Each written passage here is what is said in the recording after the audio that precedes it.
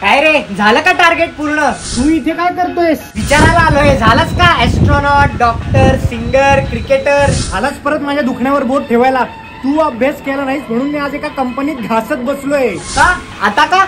आणि त्या पहिल्या क्रशचं काय झालं? आई झाली आता ती, कारण तू माती खाल्लीस त्यावेळेस तिला विचारलं नाहीस. अरे ती पटणार तरी होती का? तिच्यावर अख्खी शाळा लाईन मारायची. तिच्यात आणि माझ्यात 60% फरक होता. तिला 95 आणि मला 35. तू कष्ट घेतले नाहीस म्हणून मला आता कमी स्वप्न बघावी लागतात. अरे तू पुढे जाऊन हेच करणार हे मला तेव्हापासूनच माहिती होतं. तू तुझं तर लाईफ काही एन्जॉय करत नाही.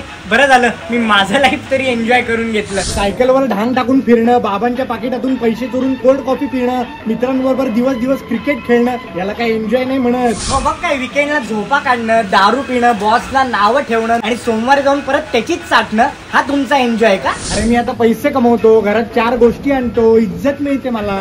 एकदा जॉब सोडून बघ की मग तू, इज्जत मिळती का टोमणे मिळतात? ते तर तूच इतके खाल्ले, तुझ्यामुळे तर माझा टोमणे खाण्याचा पाया पक्का झालाय. त्या मारी खरंच आपण काही कामाचं नाहीये. बाबांनी कधीच विश्वास दाखवला नाही रे आपल्यावर. हो रे, बॉस देखील विश्वास दाखवत नाही, नातेवाईक विश्वास दाखवत नाही. आधी मार्क मिळवून बक्षीस जिंकून स्वतःला प्रूव्ह करावं लागत होतं. आता जॉब टिकवून जबाबदारी उचलून स्वतःला प्रूव्ह करावं लागते. मला वाटायचं मोठं झाल्यावर मजा असते रे, सगळे मला सिरियसली घेतील. आता वाटतं लहान असताना मजा होती, कारण कोणी सिरियसली घ्यायचं नाही.